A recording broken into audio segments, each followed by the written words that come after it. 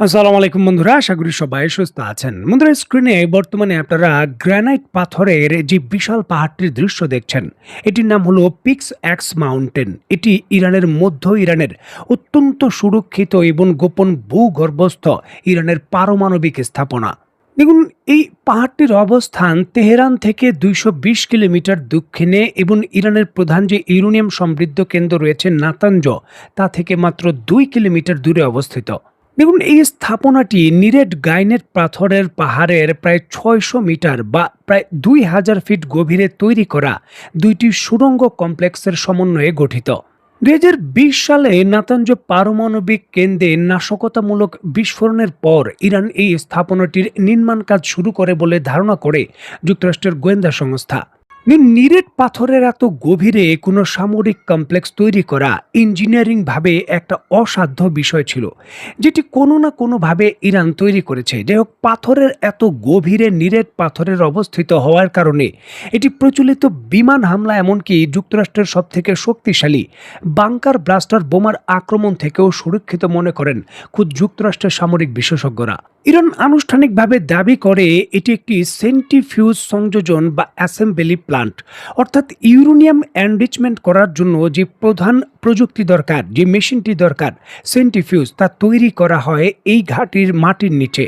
দেখুন, সামরিক বিশেষজ্ঞরা বলেন যে এটি ইরানের পারমাণবিক কর্মসূচির চূড়ান্ত ইন্স্যুরেন্স পলিসি হিসেবে কাজ করে। একজন মানুষ জীবন্ত অবস্থায় ঠিক যেইভাবে ইন্স্যুরেন্স করে যায় যে তার মৃত্যুর পর তার পরিবারের বিষয়টা নিশ্চিত থাকে, কিছু অর্থনৈতিক বিষয় নিশ্চিত থাকে, ইরানের পরমাণু কর্মসূচির ইন্স্যুরেন্সের পলিসি হলো এটি। যদি ইরানের যেই সকল পারমাণবিক স্থাপনা রয়েছে পরমাণু কর্মসূচি ধ্বংস করে দেওয়া হয়, শেষ পর্যন্ত এই মাটির গভীরে থাকা এই পিক্স মাউন্টেনের মাটির নিচে যে কর্মসূচি রয়েছে ইরানের পারমাণবিক, সেটা টিকে থাকবে। মানে ইরানের পারমাণবিক কর্মসূচি অব্যাহত থাকবে, তার গ্যারান্টার হলো এই পিক্স মাউন্টেন আন্ডারগ্রাউন্ড বাংকার।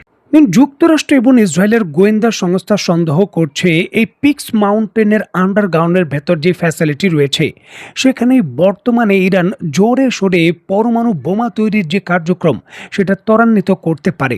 আর এই জন্য দুর্ভেদ্য এই পিক্স মাউন্টেনের অভ্যন্তরে হামলা করে এটিকে ধ্বংস করে দিতে চায় যুক্তরাষ্ট্র, যার জন্য আনুষ্ঠানিকভাবে ডোনাল্ড ট্রাম্প সরাসরি হুমকি দিয়েছেন। এবং সময় ফুরিয়ে যাওয়ার ভয়, যুক্তরাষ্ট্র এবং পশ্চিমা বিশ্ব এবং ইসরায়েল এই জিনিসটাই ভয় পাচ্ছে। যদি অত্যন্ত সংবেদনশীল এই স্থাপনাটিতে এখনই হামলা করে এটিকে ধ্বংস করে না দেওয়া হয়, তাহলে ইরান তার যে টার্গেট রয়েছে পরমাণু কর্মসূচিতে, সেটা অর্জন করে ফেলবে।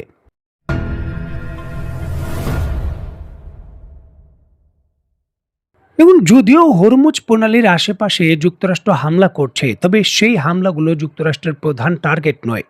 যুক্তরাষ্ট্রের এখন প্রধান টার্গেট হলো ইরানের এই পিক্স মাউন্টেন। যে কোনোভাবেই হোক, যুক্তরাষ্ট্র বড় ধরনের বোমা হামলা করে পিক্স মাউন্টেনের একেবারে নিচে থাকা যে সামরিক স্থাপনা রয়েছে, পারমাণবিক স্থাপনা, তা ধ্বংস করে দিতে চায়। দফায় দফায় যুক্তরাষ্ট্রের সামরিক বিশেষজ্ঞরা, সামরিক টেকনিশিয়ানরা নতুন করে এই হামলার ছক করছেন, পরিকল্পনা করছেন। তবে সামরিক বিশেষজ্ঞরা বলছেন বিষয়টা এত সহজ হবে না। যুক্তরাষ্ট্র যদিও ঘোষণা দিয়েছে হামলার, তবে এটি বাস্তবায়ন করা অত্যন্ত কঠিন কাজ। স্যাটেলাইট চিত্র এবং সামরিক বিশেষজ্ঞরা বলছেন যে এই পাহাড়ের প্রায় ৬০০ মিটার বা ২,০০০ ফিট গভীরে ইরানের সামরিক স্থাপনা, যেখানে সাধারণ বোমার পৌঁছানোর বিষয়টা প্রায় অসম্ভব। এছাড়াও এই মাটির নিচে যে কমপ্লেক্সটি রয়েছে, সেটি অনেক বড়, কিলোমিটার বাই কিলোমিটারে বিস্তৃত। ঠিক কোন স্থানে এক্স্যাক্টলি বা কোন পাহাড়ের নিচেই এই পারমাণবিক স্থাপনাটি রয়েছে তা শনাক্ত করা কঠিন। এছাড়াও এর প্রবেশদ্বার রয়েছে কয়েকটি। শুধুমাত্র প্রবেশদ্বারে হামলা করে প্রবেশদ্বারের মুখ বন্ধ করে দিলে এর ভেতরে আন্ডারগ্রাউন্ড যে ফ্যাসিলিটি রয়েছে, তাকে কিন্তু বন্ধ করে দেওয়া যাবে না বা তার ক্ষতি করা যাবে না। যুক্তরাষ্ট্রের যে B2 বম্বার সবথেকে শক্তিশালী বোমা GBU-57 বাংকার ব্লাস্টার বোমা বহন করে প্রায় ১৩ টনের, সেটি মাটির মাত্র ৬০ মিটার বা ২০০ ফিট গভীরে যেতে পারে। তবে এখানে টার্গেট হলো প্রায় ২,০০০ ফিট বা ৬০০ মিটার। সুতরাং এখানে একটি বোমা দিয়ে প্রবেশ করানো প্রায় অসম্ভব ব্যাপার। এই ক্ষেত্রে অবশ্যই যুক্তরাষ্ট্রের যে ড্রিলিং সিস্টেম রয়েছে তা করতে হবে। একটি দেওয়ালে ড্রিল করার জন্য ঠিক যেইভাবে ড্রিলের যে বিট রয়েছে একের পর এক একই স্থানে ঘোরাতে হয়, ঠিক সেইভাবে যুক্তরাষ্ট্রের বোমারু বিমানকে একটি স্থান লক্ষ্য করে একের পর একটি বোমা নিক্ষেপ করে যেতে হবে, যেটি জিপিএস সিস্টেম সঠিকভাবে নির্ধারণ করে এত উঁচু থেকে একেবারে সুনির্দিষ্টভাবে একের পর এক এইভাবে প্রায় 20 থেকে 30টি বোমা ফেলা প্রায় অত্যন্ত জটিল কাজ। এছাড়াও ইরানের মূল ভূখণ্ডে প্রবেশ করে যুদ্ধ বিমানগুলোকে নিয়ে যেতে হবে। আর একটি B-2 বোমারু বিমান বা অন্যান্য বোমারু বিমানের নিজস্ব প্রতিরক্ষা ব্যবস্থা থাকে না। এই জন্য যুক্তরাষ্ট্রকে অবশ্যই এর সাথে সাথে আরও 100 থেকে 150 বিভিন্ন জেট ফাইটার সাথে নিয়ে যেতে হবে।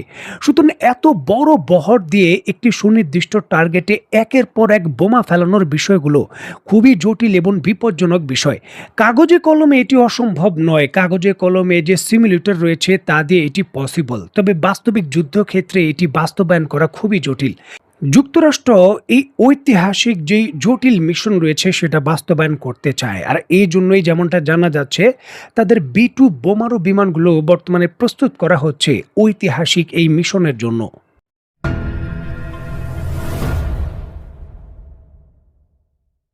দেখুন, গত কয়েক মাসের ইরান এবং যুক্তরাষ্ট্রের যুদ্ধে ইরানের আকাশ প্রতিরক্ষা ব্যবস্থা যুক্তরাষ্ট্রের F-15, যুক্তরাষ্ট্রের যে F-18 হর্নেট, এছাড়াও যুক্তরাষ্ট্রের F-35 যুদ্ধ বিমানে আঘাত করতে পেরেছে এমনটা শোনা যায়।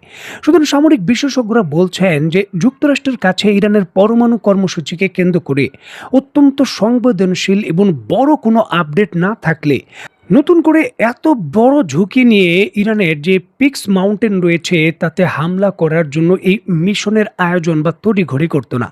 দেখুন, যখন একটি দেশের কাছে গোয়েন্দা তথ্য থাকে যে ইরানের মতো দেশ বা অন্য দেশ পরমাণু বোমা তৈরি করে ফেলেছে, নয়তো বোমা তৈরির অনেক কাছে চলে গেছে এবং বিষয়গুলো দ্রুত গতিতে অগ্রগতি হচ্ছে, এখন আর হাতে সময় নেই, জরুরি পদক্ষেপের মাধ্যমে সেটা থামাতে হবে, কূটনীতিক প্রচেষ্টা বা হুমকি ধামকিতে আর কাজ হচ্ছে না, সামরিক পদক্ষেপই একমাত্র ব্যবস্থা, তখনই কিন্তু এই ধরনের বড় ঝুঁকি নিতে চায়।